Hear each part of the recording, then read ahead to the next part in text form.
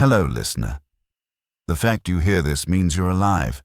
If you're new here, consider subscribing and comment below where you're listening from. Let's begin the story. The lookout was called Miner's Cap, and the paperwork said it sat at 9,610 feet on a spur of the Absaroka Range in south-central Montana, above the East Rosebud drainage, about 11 road miles and one very bad four-wheel drive track above the town of Roscoe.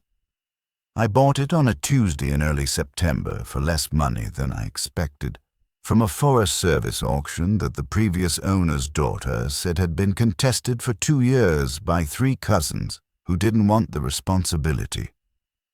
She was a school teacher in Billings. She was tired. She wanted it gone.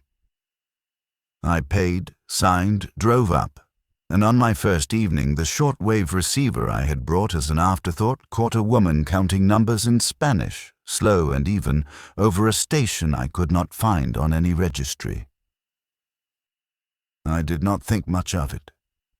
Numbers stations are real. They existed before I was born, and they will exist after me. I noted the frequency in a small green ledger I had bought at an Ace Hardware on the way up, wrote September 4th, 2114, F Spanish, groups of 5, and made myself a can of chili on the propane cooktop. The stove had a hairline crack in the enamel near the left burner. I remember that because I burned my thumb on it later. My name would only slow this down. Call me the Culvert Man if you want. I inspected drainage structures for the Montana Department of Transportation for 26 years. Concrete boxes under state highways. Corrugated steel pipes under logging roads. Junk that no one thinks about until it fails and takes a mile of pavement with it. My wife had died in March of a stroke that the ER doctor described as catastrophic and merciful, which is a phrase I have not forgiven him for, and by August I understood that I could not stay in our house in Laurel anymore. The lookout was the first thing on the auction list that I could see from a photograph and imagine occupying without her. 21 days. That is how long I had the place to myself before the world I had known stopped answering the phone. The first 4 days I unpacked. The tower itself is a 14 by 14 wood cabin on a low stone pier, not one of the tall steel-legged Osborne types you see in postcards. It has a catwalk on 3 sides, a shutter system for winter, a wood stove, a propane cookstove and heater, a bank of 4 deep-cycle marine batteries wired to a small solar array the previous owner had installed illegally, and a hand-cranked radio that I inspected first and put on a shelf where I could reach it in the dark. The well is 140 feet down through granite, drilled in 1978, and the pump is a submersible that runs off the batteries with a soft-start module I did not entirely trust. There is a composting toilet in a lean-to. There is a wood pile that the previous owner's son-in-law had left half-finished. There is a view, on a clear morning, of Pilot Peak in the distance to the south, and closer, the pale saw tooth of the Beartooth Plateau. Beyond a certain point in every direction, there is nothing but rock and lodgepole pine, and the kind of silence that people who have never been in the mountains mistake for peace. On day 5, I hiked down to Roscoe for the mail my daughter had forwarded. Roscoe is not really a town. It is a bar, a post office in the back of a general store, a scattering of houses, and the Grizzly Bar's parking lot full of motorcycles 9 months of the year. I got 2 envelopes and a package containing a book on lichen identification that my sister had sent me as a housewarming joke. The postmaster asked me how the tower was, and I said, quiet, and she said, good. On the way back up, My truck lost a belt on the switchbacks below Fishtail, and I spent 3 hours sitting on the tailgate reading about Rhizocarpum geographicum until a rancher named Ellis Vogel stopped and lent me a belt out of a Ford he was parting out in his barn. I paid him $20. He wanted 10. He accepted 20 when I told him it was for the drive home. Ellis mattered later. I'm telling you now because I will not remember to tell you when it counts. Day 6 I inventoried. 240 pounds of rice, beans, oats, flour, and pasta in 5-gallon buckets with gamma lids. 12 cases of canned tomatoes, sardines, chicken, and green beans. Salt in a paint bucket. Sugar in another. Coffee, more than I would admit to anyone. 6 full 20-pound propane cylinders and 2 partial. 14 cords of split wood if I counted the son-in-law's half-finished stack. Ammunition for a bolt-action .308 and a pump 12-gauge, neither excessive nor generous. 4 gallons of 2-stroke, 12 gallons of unleaded in jerry cans, a chainsaw, a splitting maul, a pair of snowshoes I had bought used and never used. A first aid kit that I upgraded with 3 months of blood pressure medication and my wife's leftover amoxicillin, which I know you are not supposed to keep, but which I could not throw away when I was cleaning her cabinet. I made a list. I put the list in the front of the green ledger. I underlined propane twice because propane was the thing I could not make. Day 7, the number station came back at 21:14 exactly, and I understood it was on a schedule. Day 9, I hiked the old fire trail east along the ridge and found a Forest Service repeater cabinet, padlocked, on a solar-powered mast about a mile from the lookout. I did not touch it. I noted its location. It is important that I tell you this now, because I will forget to mention it in order. Day 11. A helicopter passed over low going north to south with no markings I could see and running lights that seemed wrong for the hour, which was mid-afternoon. It did not circle. It did not return. I wrote it in the ledger and drew a small arrow. Day 14, my daughter called on the satellite phone, which was the only phone that worked up there. She lives in Bozeman. She teaches middle school science. Her name is Anne, and she is 31, and she does not like the mountains, which is one of the ways she is not her mother. She asked if I had eaten a vegetable. I said I had eaten a can of green beans, which we both knew did not count. She said there was something in the news about a virus in 3 cities in the Midwest, and the CDC was quarantining a hospital in St. Louis, and she wanted me to have the number of her friend in Red Lodge in case I needed anyone closer than she was. I wrote the number in the ledger. Her friend was named Cheryl Nakagawa, and she worked at the clinic there. Anne said, "Don't be stubborn about it, Dad." And I said I would try, and we hung up. Day 15, the news on the AM band out of Billings became a loop of the same 3 sentences read by an announcer who sounded like he had not slept. Day 16, the loop stopped. Day 17, the satellite phone would not connect. Day 18, I heard gunfire from the direction of Roscoe, twice, spaced about 6 minutes apart, and then nothing. Day 19, I climbed the catwalk with binoculars and watched the East Rosebud Road for 4 hours and saw one pickup driving south fast enough to bounce on the washboard and no one behind it. Day 20, the numbers woman did not transmit at 21:14. In her place, on the same frequency, a man's voice repeated a short phrase in what I thought was Romanian, and I later learned was Moldovan Russian, 3 times, and then went silent. Day 21. I ran out of the illusion that this was going to sort itself out without me. The first thing I did was walk the perimeter of what I'd decided to call the site, which felt less sentimental than home. The lookout sits at the north end of a granite bench about the size of a soccer field, sloping gently south. The bench is bounded on the west by a scree slope no one would climb voluntarily, on the north and east by a low cliff of maybe 20 feet, and on the south by the old service track that switchbacks down toward the county road. The track is the only reasonable way in. It is also the only reasonable way out. I spent an hour standing at the top of the switchback with a notebook trying to think like a person who wanted to come up it uninvited. And I identified 3 positions where a truck would have to slow to a crawl. I marked them A, B, and C in the notebook. I did not know yet what I would do with them. The second thing I did was walk down to the repeater cabinet. The padlock was a master number 3 combination, weathered. I do not condone what I did next. I broke it with a cold chisel and a hammer and a great deal of noise, and I opened the cabinet and I looked at what was inside.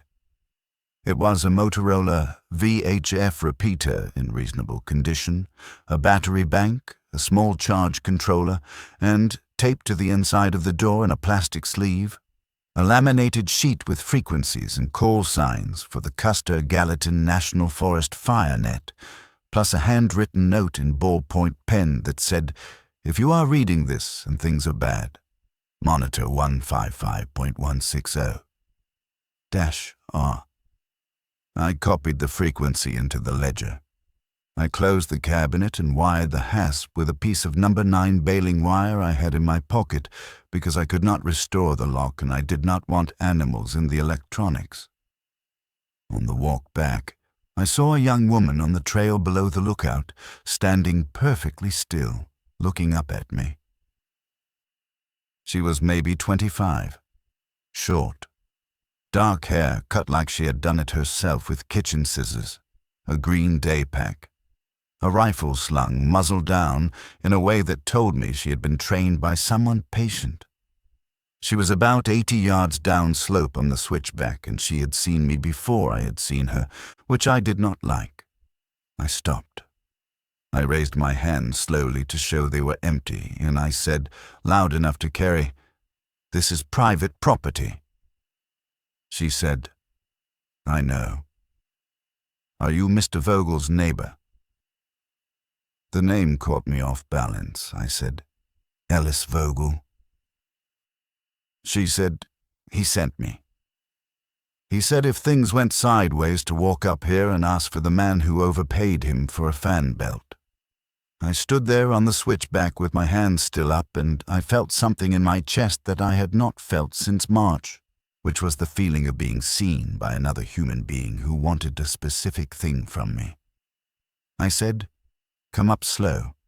Keep the rifle on your back. I will make coffee." Her name was Priya Deshmukh. She was a wildlife biologist finishing a doctorate at Montana State on lynx corridors in the Beartooths, and she had been camped at a research cabin on Line Creek when the internet went down and the sat phone she was supposed to check in on failed. She had walked out.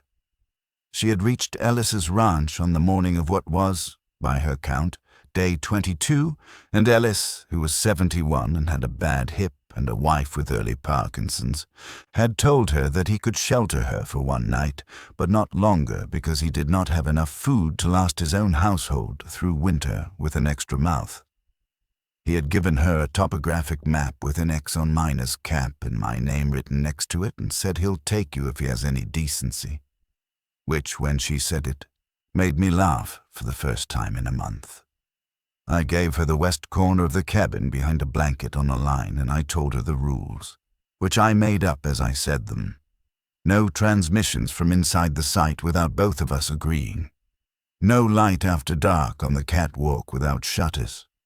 She cooked, I cleaned, or the reverse, but never both of us in the cabin at the same time between 11 and 1 because I needed silence to sleep. She would spend her mornings on inventory, and her afternoons walking the perimeter, and her evenings on the shortwave learning the bands.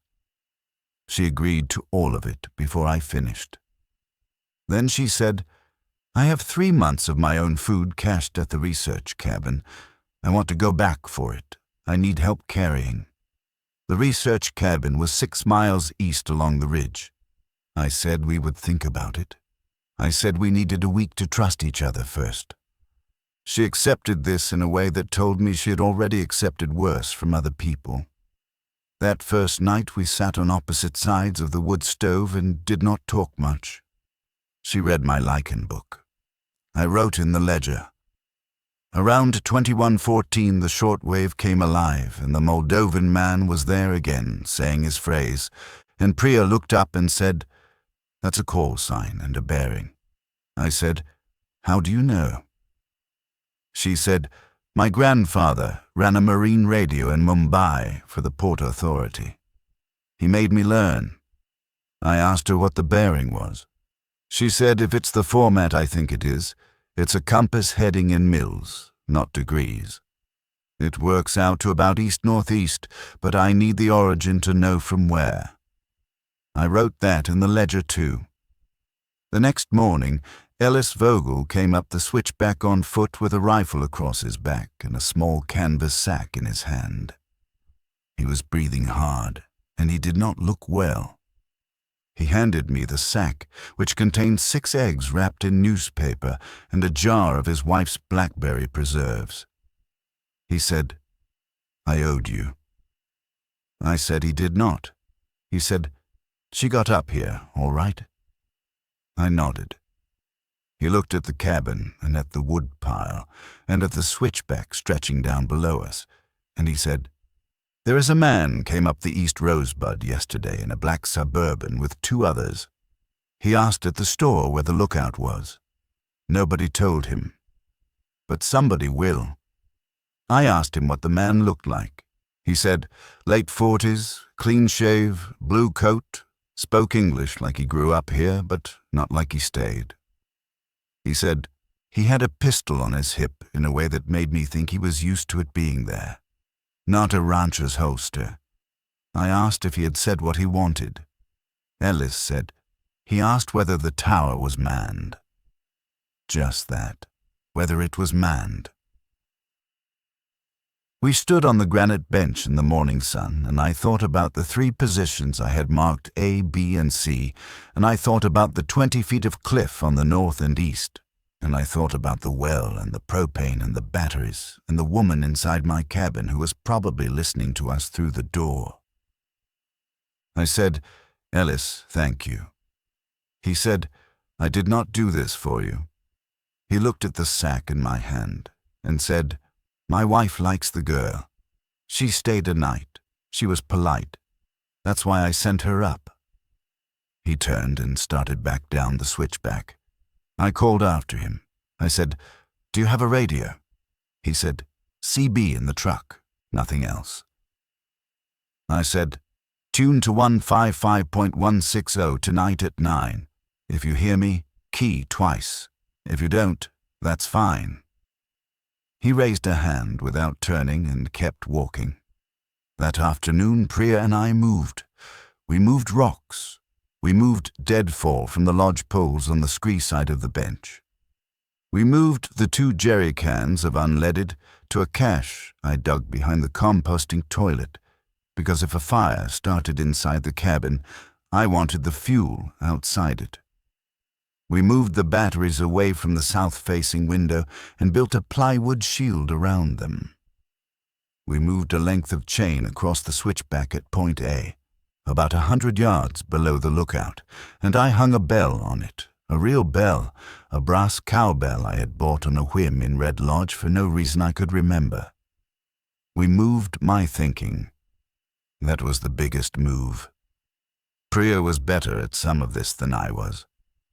She had spent 4 seasons camping in bear country alone, and she thought about approaches the way I thought about culverts. She said, "The danger is not the top of the road. The danger is where the road stops being visible from the cabin."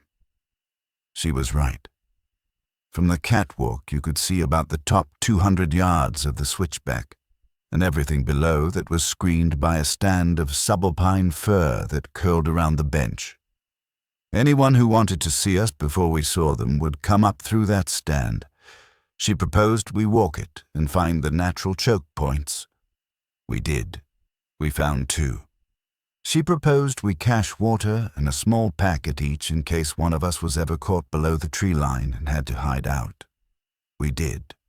She proposed we not tell each other where the second cache was, because if one of us was ever taken and questioned, we could not give up what we did not know. I did not like that proposal. I said so. She said, "Think about it for a day," and I did, and I agreed. She showed me hers. I picked mine. We never spoke of them again. That evening at 9, I keyed the Motorola on 155.160 from the catwalk with a short pigtail antenna I had rigged. And I said, "Miner's cap listening," 3 times, spaced. Nothing came back for 2 minutes. Then a woman's voice, tired, middle-aged, said, "Miner's cap, this is Nakagawa at Red Lodge Clinic. Say your traffic." Anne's friend, Cheryl. I remembered the number in the ledger. I said, "Cheryl, this is Anne Vogel's father," which was wrong. Anne is not a Vogel. My wife's maiden name was Vogel, and I had confused it with Ellis in the moment, and I did not correct myself for 3 seconds because the confusion embarrassed me. Cheryl said, "Understood. Your daughter's boss's number I have. Your daughter I do not. Are you safe?" I said, "I am. There is one other person here with me. Wildlife biologist. Vouched for by Ellis Vogel out of Fishtail." Cheryl said, "Copy. We are running a name-reading net on this frequency at 9 every night. Anyone alive on this net logs in with their location and who they are with. If you have names of people you are looking for, we take them." I gave her Anne's name. Anne Merriam. Bozeman. Middle school science teacher. Silver Toyota 4Runner. Plate I did not remember. License MT. Cheryl repeated it back. She said, "We have a partial net into Bozeman through a ham in Belgrade. We will pass it forward. 9 p.m. every night." She said, "Do not stay on the air after your report. Do not answer casual chatter. There is a person calling himself Marek who has been on our net for 3 nights. He's polite. He's fluent. He's asking who has what. Do not tell him what you have." I said, "Copy." I let off the key. I sat on the catwalk and I listened for another 20 minutes, and I heard 6 people report in from 6 locations between Nye and Belfry. And I heard one man in a voice that I would have called warm if I did not know better, ask a woman in Absaroka whether she had any insulin, and I heard her hesitate, and I heard Cheryl say, break offline, Marek offline, ma'am, offline." The man laughed and said, "Understood, Cheryl," in a way that made my forearms go cold, and he left the channel. Priya came out with 2 mugs of coffee. She had heard it through the door. She said, "That is the voice from the shortwave." I said, "The numbers." She said, "The man 3 nights ago on the Moldovan repeat." Different language. Same voice. We stood on the catwalk in the dark and looked out at nothing. I did not sleep well. The next 4 days were the closest thing to routine we ever had. We woke at 5:30. Priya took the first watch on the catwalk with the binoculars while I made coffee and started the wood stove. At 7, we ate. From 7:30 to noon we worked on the site. I rebuilt the shutter latches, which the previous owner had let go, and I installed a hasp on the inside of the door that I could bar with a 2x4. Priya cleared a fire break on the south side of the bench with a Pulaski and a hand saw 20 feet wide, and she did it neatly, which mattered to me more than it should have. At noon we ate again. In the afternoon one of us walked the perimeter, and the other one napped. At 4 we did what she called the numbers, which was our inventory update. At 6 we ate a third time, mostly for the calories, because the work at 9-6-10 was harder on my body than I had wanted to admit. At 9 we checked into the net. At 9:30 we shut down every light and every electronic that emitted anything, and we sat in the dark for at least an hour before either of us went to bed. She was better at the dark hour than I was. She had grown up in a house with a father who read the Gita to her at night without lamplight because he thought darkness clarified the mind. I had grown up in Billings watching Johnny Carson with my mother. I fidgeted. On the 6th night of this, the bell on the chain at Point A rang once, softly, at 2:47 a.m. I know the time because I checked the clock. I checked the clock before I checked the rifle, which tells you something about how afraid I was of overreacting. Priya was already up. She was on the west window with a pair of night binoculars she had brought from her research kit, and she said, "Dear," without lowering them, and then, "No, bipedal. 1. Coming up slow." I did not turn on any light. I sat on the floor by the door with the 12-gauge across my lap, and I listened. Priya kept watching. About 4 minutes later, she said, "He stopped at B." Point B was the middle choke point, a bend in the switchback about 60 yards below the tower where the road narrowed against a granite outcrop. She said, "He's looking at the cabin with a monocular. He knows we are here." I said, "Is he alone?" She said, "I only see one. I don't like that I only see one." We waited. I would like to tell you I had a plan. I did not. I had a shotgun and a door and a woman who saw better in the dark than I did. After 9 minutes, she said, "He's going back down." Then he left something at B. We did not go out. We waited until first light. At 6 I put on boots and a coat, and I took the shotgun and I walked down the switchback with Priya covering me from the catwalk with the .308. At Point B, on the flat top of the granite outcrop, was a small stone about the size of my fist, and under it a folded piece of paper. On the paper, in blue ballpoint, in blocky capital letters, was the following: "Miner's cap. We know you have the repeater. We know you have fuel.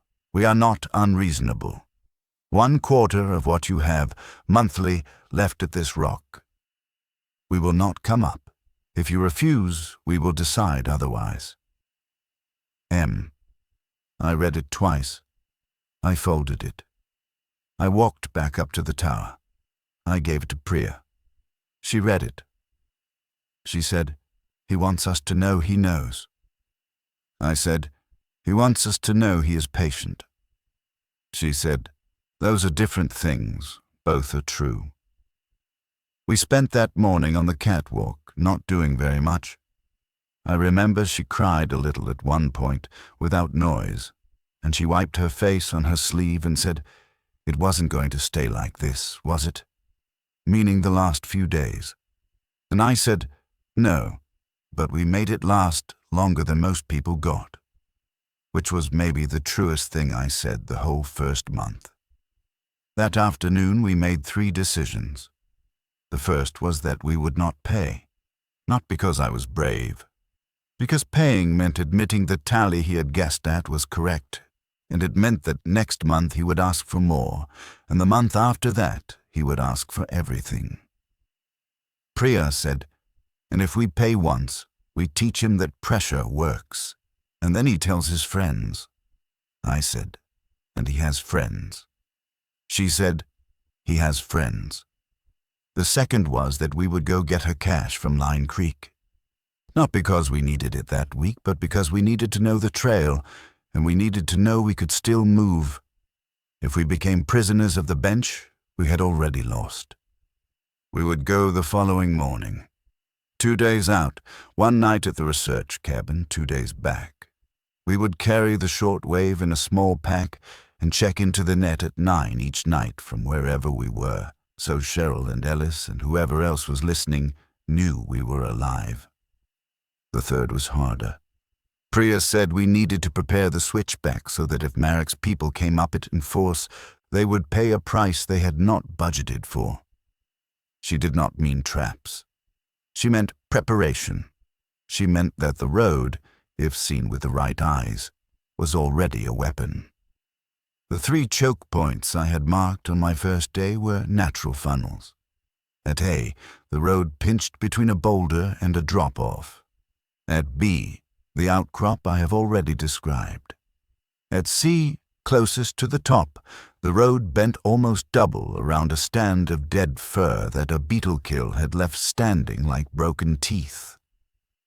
If, she said, we cut those dead firs most of the way through in a specific direction and rigged them so that from the catwalk with a long rope we could pull the last inch of holding wood free, we could drop 36 tons of dead lodgepole across the road at sea in about 6 seconds, and nothing coming up would be leaving in a hurry. I thought about it. I thought about the fact that we would be destroying our own only road out. I said as much. She said we would only pull it if they were already committed above sea. Below sea, we walk out on foot to the East Ridge Trail. It is longer, but it exists. She showed me on the topo. She was right. We spent the rest of that day and most of the next with a chainsaw and a hand saw and a great deal of care doing exactly that. I made the cuts. She rigged the ropes, which she was better at than I was because of the fieldwork in Mumbai and later in Missoula. We tied the rope ends off inside the cabin under the north window, and we hid the exterior length of them under moss and duff. When we were done, from 10 feet away, you could not see anything unusual about the dead firs. From 2 feet away, you could see a scarf cut on each one that would have made a logger swear. Anyone who noticed it would have to notice all 3, and by then they would be past the point where they could turn around. That night, the number station did not transmit. In its place, on the same frequency, at 21:14 exactly, the same man's voice, in English this time, said, "Good evening, Miner's Cap. It is a very small mountain," and nothing else. Priya and I looked at each other across the wood stove. I said, "Shortwave and VHF," in the same voice. She said, "He has range. He has more equipment than we do." I said, "Why is he telling us he can find us on shortwave too?" She said, "Because he wants us afraid." I said, "Is it working?" She said, "Yes, but not the way he wants." We left for Line Creek at first light. The walk east along the ridge was the most beautiful thing I had done in a year. That is not relevant to your survival, but it is true. The larches were beginning to turn. There were ptarmigan in the willows. We saw a bull elk at a distance who watched us for a full minute and then walked away with the patience of an animal who had never met a person he could not outwait. We covered 9 miles by 2 in the afternoon and reached the Line Creek Research Cabin, which was a small plywood and tar paper structure in a meadow above a beaver pond, and we found it undisturbed. Priya's cache was in a metal bear-proof drum buried under the floor. She had 38 pounds of freeze-dried meals, a stove, extra fuel canisters, a good sleeping bag, and a case of shelf-stable milk, which for some reason moved me. We ate a hot meal at the cabin. We slept. In the morning we packed everything we could carry and set the rest in a smaller cache with a note in Priya's handwriting saying, "Taken September the 24th, will return." The note was for her, not for anyone else. She said, "I want the cabin to know I was here." On the way back, at about the 4-mile mark, we heard the helicopter again. Same one, I thought. Same low run, same wrongness about the running lights, same absence of markings. It came down the valley from the north and passed maybe 1,000 feet above us, and we froze against a rock outcrop with our packs and did not move, and I do not think it saw us. It continued south. We waited 15 minutes. Then we walked on. We reached the lookout at last light on day 2. Nothing had been touched. The bell had not rung. I checked the ropes on the dead firs and they were still hidden. Priya checked the shortwave receiver and it was still working. We ate. At 9 we keyed the Motorola. Cheryl was on. She said, "Miner's Cap, we have been trying you for 2 nights. Do you have anyone with the name Anne Merriam?" I said yes. "My daughter, Bozeman." Cheryl said, "Stand by." There is a particular quality to a radio silence when you are waiting for news about someone you love. I could describe it for a paragraph, and you would still not know unless you have sat through one. Cheryl came back. She said, "The Belgrade Ham has an Anne Merriam sheltering in the basement of the Museum of the Rockies with approximately 40 other people. Bozeman is largely intact. The National Guard has held the University District for 8 days. They are rationing, but they are eating. She is reported in good health. She reported you were at a lookout in the Absarokas and gave your call sign as my dad. We had to guess." I said, "Thank you." I keyed off. I sat on the catwalk in the dark for a long time. Priya brought me a cup of something that was not coffee and did not ask. The next morning, Merrick was on the short wave at 21:14 minus 1 hour, which is to say he had changed his schedule. He said in English, "Good morning, Miner's Cap. I understand your daughter is well. Congratulations. I'm glad for you." And nothing else. That was the day I understood he had someone on our net. Someone on Cheryl's net, or on the Belgrade Ham's net, or somewhere in the chain who was reporting. It might have been someone who did not know they were reporting. It might have been the man in Absaroka whose wife wanted insulin. It might have been Cheryl herself, though I doubted it. It might have been anyone. What mattered was that our line was leaking. I did not tell Cheryl that on the net. I told her the next morning by a route I will explain in a moment. What I did on the net that night at 9 was announce that we were going quiet for a week for reasons we could not discuss on air. Cheryl said, "Understood." She did not press. She was good at her job. The route was Ellis Vogel. I had asked him, when he came up with the eggs, to monitor 155.160 at 9. He had.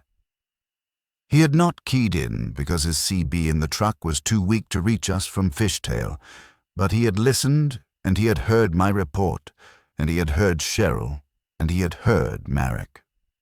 On the morning after the Anne Merriam broadcast, I hiked down to Fishtail on foot. It took me most of a day. I did not use the truck because I did not want the sound. I reached Ellis's ranch at dusk, and I sat with him and his wife Marta at their kitchen table, and I told him what I thought. He said, "I already thought it."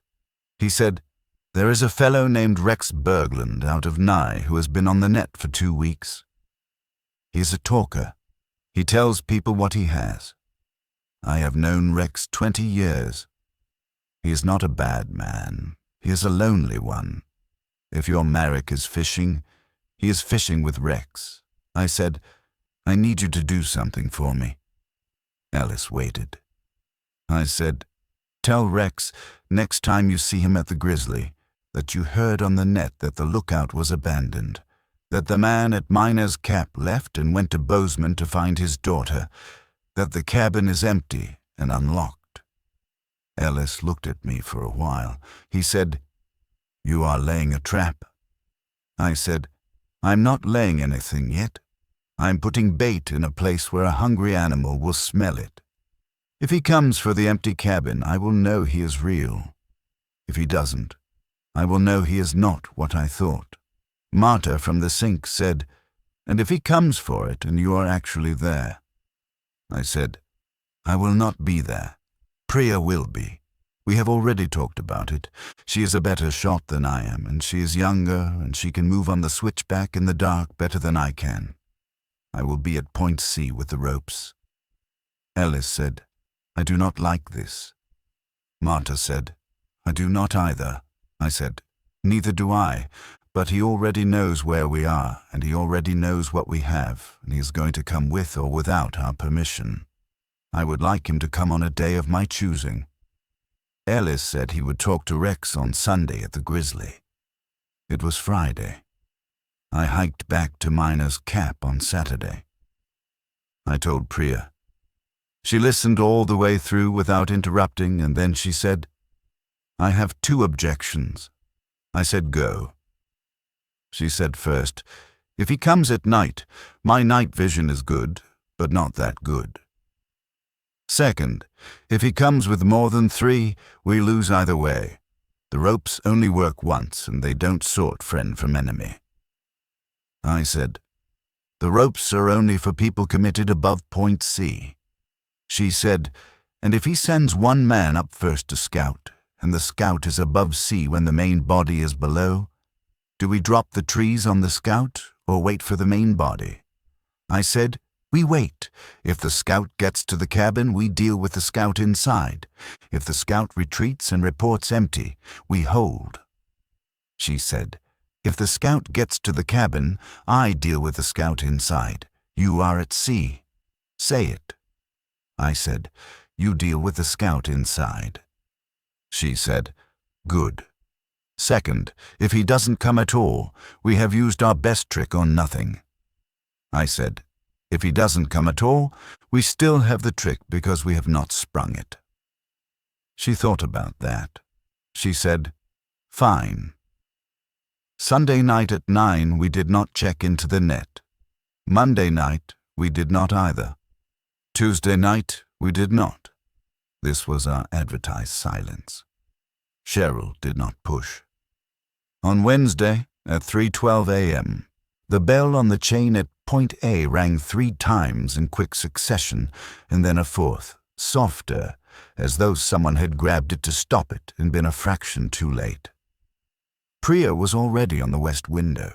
She said, 4, maybe 5, coming up in file, space between them, rifles. She said, the front man just crossed A. I picked up the shotgun and the coil of rope end, and I went out the north door of the cabin, which faces the cliff and not the switchback, and I moved along the base of the tower to the position I had chosen at C, which was behind a boulder about 10 feet from the outside end of the trigger rope. I could not see the switchback from where I sat. I could only see the rope in my hands and the top of the dead firs above me. I trusted Priya to tell me when.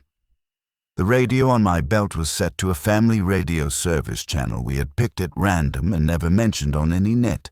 She keyed twice. That meant front man past B. I waited. She keyed once. That meant front man past C. I did not pull. The plan was that the front man would enter the cabin and Priya would deal with him inside, and the rest, when they came, would be committed above C. She keyed 3 times. That meant front man at the cabin door. I heard the door. I heard something I did not want to hear, which was the sound of a woman's voice saying, softly and clearly, "Stop right there. Put it down." I did not hear a shot. I heard a thud, which I later learned was the front man dropping to his knees under a length of pipe Priya had swung at the back of his skull. Then I heard nothing for what felt like a year and was probably 15 seconds. Then she keyed 4 times. 4 times meant pull. I pulled. The ropes were rigged so that a single hard yank on the outer line released the wedges holding the 3 scarf-cut firs in place. It worked exactly the way we had rehearsed it, which surprised me. The 3 trees went in a sequence that from where I sat sounded like one long, tearing groan, and then a series of concussive impacts as the trunks slammed onto the road and rolled and settled. Dust came up over the ridge and hung in the moonlight. From below the pile, I heard a man shout, and then another, and then someone firing a rifle blindly uphill into the trees on the west side of the switchback, which is the direction Priya's rope run had suggested we might be. She was not there. She was inside the cabin with a bound man on the floor. I was behind a boulder at sea. The rifle round struck 20 feet above my head into the granite and skipped away. The shouting below the pile lasted about 2 minutes and then stopped. There were maybe 3 voices. One of them called out, "In English, we are backing off. We are backing off," which I did not believe. But when the sky began to lighten an hour later, and Priya came out onto the catwalk with the .308 and glassed the road, she said, "They are gone. They dragged one and left one. The one they left, at point B, was dead. A rifle round through the throat from somewhere below him, which meant either a mistake by his own people in the confusion or a deliberate execution to keep him from being taken. We could not tell which. We did not investigate closely. Priya covered him with a tarp from a distance, and we left him for later. The one Priya had inside the cabin was not Marek. He was younger, maybe 30, unshaven, thin, and he had a tattoo on his forearm of a mountain range I did not recognize. He was concussed, but conscious. He would not tell us his name. He would not tell us where they had come from. He drank the water we gave him. When Priya asked him whether Marek was one of the men below the pile, he laughed, which was the only real answer he ever gave us.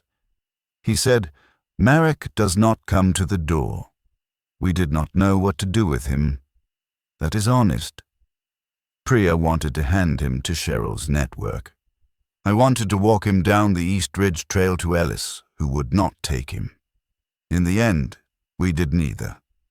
We kept him in the cabin, bound for 2 days, while I hiked down the West Scree slope on foot at first light, and reached the county road 10 miles below and walked into Roscoe and used the Grizzly Bar's landline, which was still working because it was on a rural cooperative that had somehow held together, to call the Stillwater County Sheriff's substation in Columbus, which also somehow still had someone answering.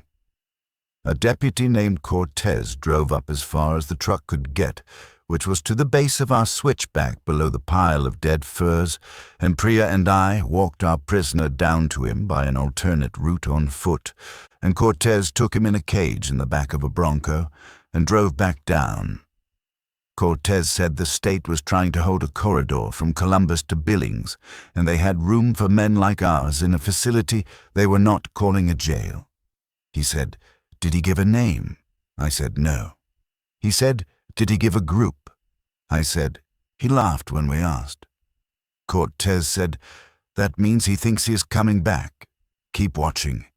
He drove away. We watched. We watched for the rest of that fall and into the winter. Marek did not come back that season. Whether that was because Cortez had shaken something out of our prisoner, or because the winter closed the East Rosebud Road, or because we had blooded him enough that he had moved on to easier ground, I do not know. I have theories. I have no proof. What I have instead is the rest of the story, which is quieter than what came before it, and which I will tell you because the noise is not the point. The winter at 9,610 feet is exactly what the map says it is. Snow on the bench in late October. Full closure of the switchback by early November. Temperatures at night in the single digits and, twice, well below zero. We had prepared. We ate. We burned wood.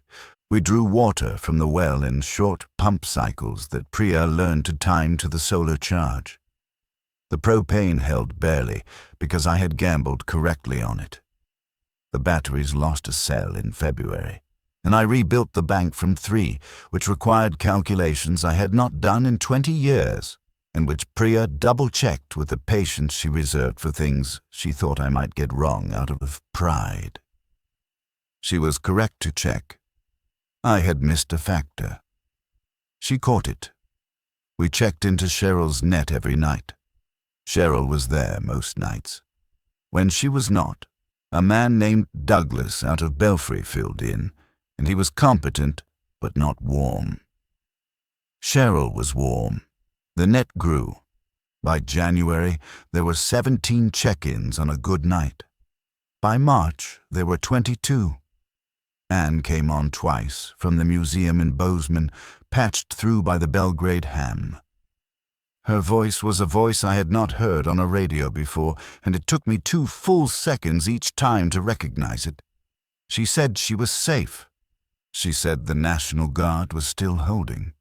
She said she had lost weight and gained a boyfriend in that order, and she was not sure which was more surprising. I laughed. Priya laughed. I told Anne about Priya. Anne said, "Don't marry her, Dad," in the tone she reserved for the jokes she made when she was trying not to cry, and Priya, next to me on the catwalk, went red under the parka hood and did not speak for a full minute after we keyed off. We did not marry. That is not that kind of story. What we did do over that winter was become something like the 2 members of a small crew on a ship that no one had told us we were sailing. She had her side of the cabin, and I had mine, and we did our work, and we ate on opposite sides of the wood stove, and we argued about the load calculations on the battery bank, and we did not argue about anything that mattered because we did not need to. She was not my daughter. She was not my wife. She was not, as Anne had feared, anything else. She was a colleague, a younger one, sharper in some ways and less experienced in others, whose company I had come to rely on the way I had once relied on the second man on a bridge inspection crew whose job it was to catch what I missed. In late February, the number station came back. Not Marek. The original woman in Spanish, at 2114, groups of 5, exactly the way she had transmitted in early September, before any of this began. Priya said, "She is broadcasting from somewhere that has not fallen." I said, "We do not know that." She said, "Someone is still paying her." I wrote the transmission in the ledger, and I underlined it. It felt, for reasons I could not fully articulate, like a small piece of the old world calling to say it had not entirely stopped existing. In April, the switchback melted enough to walk down. In May, it was passable to a truck if the truck was careful. Ellis Vogel came up on the 12th of May with his son-in-law and a chainsaw, and we spent 2 days cutting our pile of dead firs at sea into rounds and rolling the rounds down the west scree so that the road was clear. Ellis said, "You owe me a fan belt." I said, "I owe you more than that." Marta had died in March. He did not tell me on the radio because he did not want to say it on the air. He told me at the base of the switchback while we were cutting, in a sentence that was 3 words long, and then he went back to sawing. I did not press him. He would tell me when he wanted to. That summer, the net grew again. Cheryl retired the 9 p.m. slot to a younger woman in Red Lodge and moved to a Tuesday morning long-range check-in that reached, on good days, all the way to Missoula. The Marek voice did not return on any frequency we monitored. Cortez came up once in a state truck with a young deputy he was training, and he sat on our catwalk and drank a beer, and said the man we had turned over had been named Ilya Petrov and had been part of a group of 6 operating out of a Forest Service ranger station near Cook City that had been swept in December by a National Guard patrol. 2 dead, 1 taken, 3 unaccounted for. He said, "Your Marek, if he was there, was one of the 3. I said, "Is he alive?" Cortez said, "I do not know. I would not assume he is not." He finished his beer. He said, "You did well up here." I said, "We did all right." He said, "I have seen a lot of not all right this year. Take the compliment." I took it. In August, on a Saturday, Anne drove up from Bozeman in a borrowed truck. She had not driven up the East Rosebud in her life. She got lost twice. She arrived at 4 in the afternoon on the granite bench in a dust cloud, and she got out of the truck and stood there looking at the lookout and at the pile of split firewood and at the wellhead and at me, and then at Priya, who had come out onto the catwalk in a T-shirt and shorts because it was 90 on the bench and there was no reason to pretend to be a formal person. Anne said, "Dad." I said, "Anne."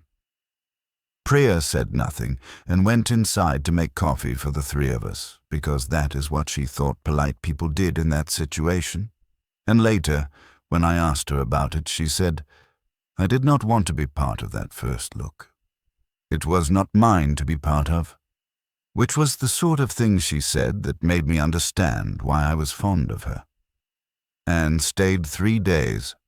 She and Priya took the walk to Lying Creek together on the second day, which they did not tell me they were planning, and they came back at dusk, having become friends in the way that women sometimes become friends without any observable transition.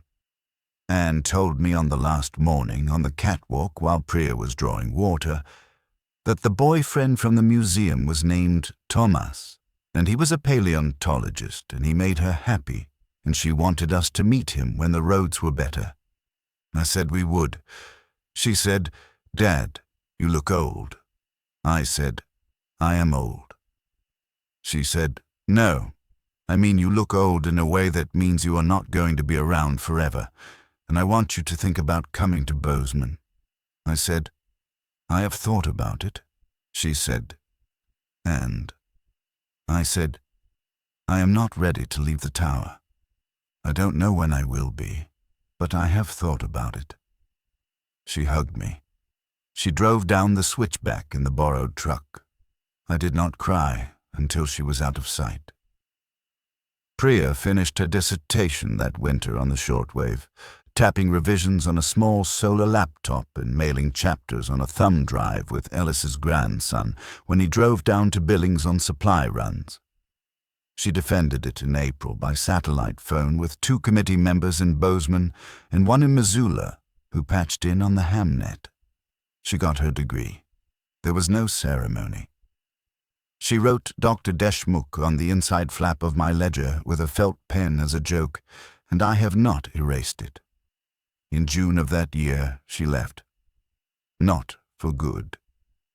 She had been offered a position with a wildlife conservancy that was reconstituting itself in Livingston, and she took it, and she came up on weekends when she could. The bench felt larger without her. The work took longer. I aged the way Anne had noticed. I began to make small errors on the battery calculations that I had once made without effort, and I began to check them twice, and then 3 times, and then to keep a printed table on the wall above the bank so that I did not have to hold the numbers in my head. Ellis Vogel died in the autumn of that year. He had a heart attack in his barn between one chore and the next. His son-in-law found him. I drove down to Fishtail for the funeral in the parts truck I now owned because Ellis had left it to me, along with a note that said, "For the $20. The note was folded in the same blue ballpoint handwriting as everything else Ellis had ever written me. I keep it in the ledger. In November of the same year, on a night in which the shortwave was quiet and the VHF was quiet and the wood stove was making the soft, settling sound it makes when the fire is right, the phone in the cabin rang. There had not been a phone in the cabin. I mean this literally. I had never installed a phone. The satellite phone had died in the second winter, and I had not replaced it. There was no landline to the lookout. There had never been a landline to the lookout, but there was a phone. It was an old rotary, black, sitting on the shelf next to the shortwave, and I do not know when it had appeared there or who had put it there, and I do not know how it was ringing, because the cord ran down behind the shelf to nowhere I could see, and later, when I looked, to nothing at all. I picked it up. That is honest, too. I picked it up because it was ringing and because I have never, in my life, been able to leave a ringing phone unanswered. That is a failing. I know it is a failing. A woman's voice in Spanish said, "Buenas noches, grupos de cinco."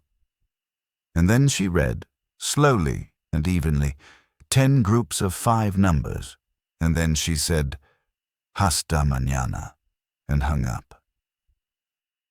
The line went dead. The phone went silent. I put the receiver back in its cradle. I sat in the chair by the stove for a long time. Then I got up and I wrote the numbers in the ledger. I do not know whose numbers they are. I do not know who sent them. I do not know how a phone that is not connected to anything rang, or whether it will ring again. I have theories about the last question. I have none about the first 2. Priya, when I told her the next weekend, listened and did not laugh and did not tell me I had dreamed it, which is one of the reasons I love her. And then she said, "Write them down every time. Keep the ledger." Someone is trying to say something, and it is not for us to know yet what. I have kept it.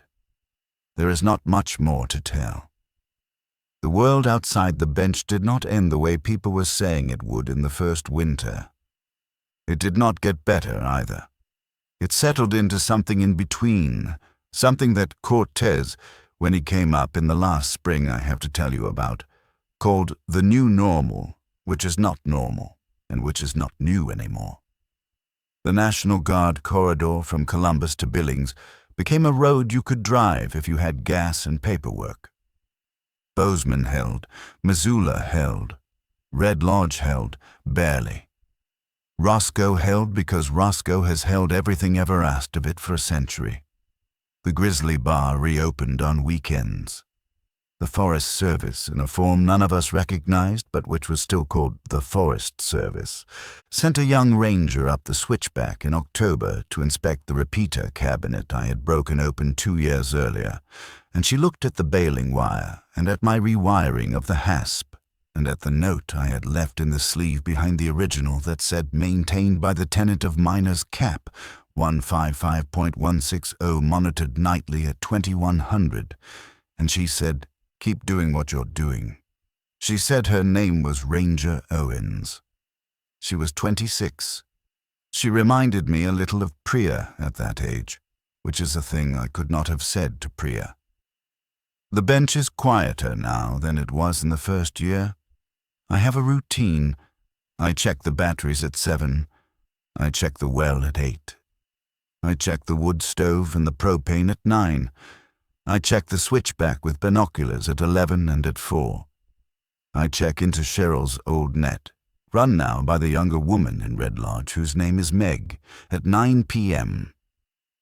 I read the names on the net when it is my turn to read them, which is Tuesdays.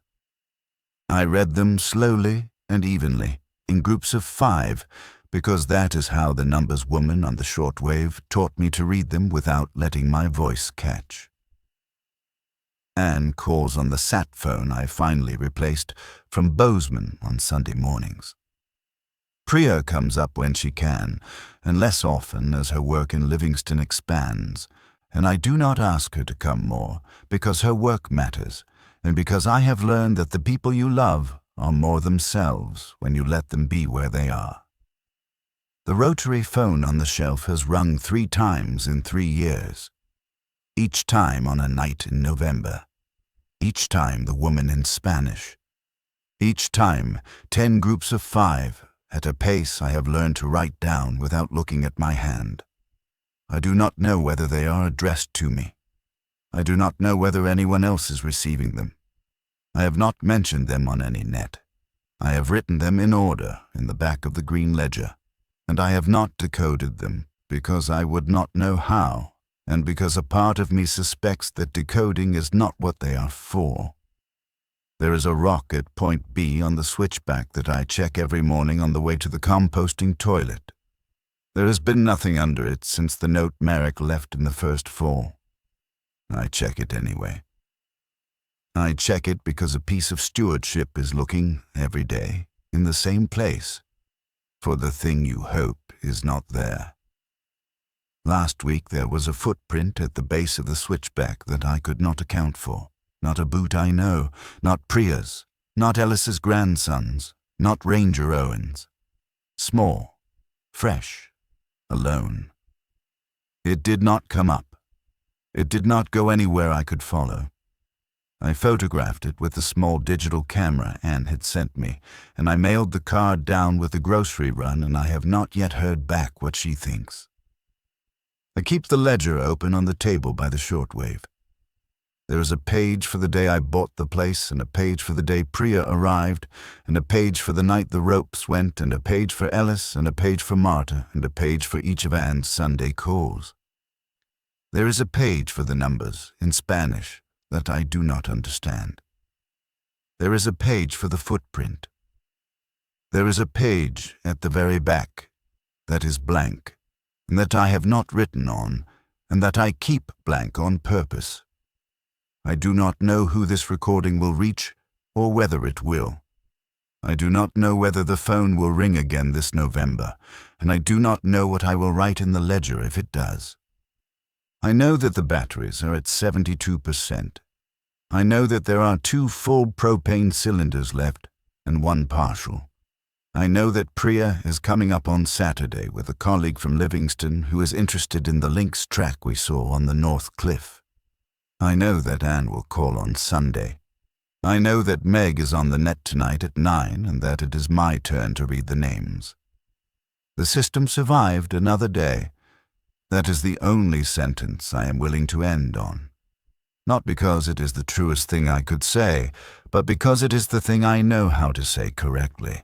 And after all this time, and all these winters, and all these voices saying the thing you know how to say correctly is, I have decided, its own kind of prayer. I will read the names now.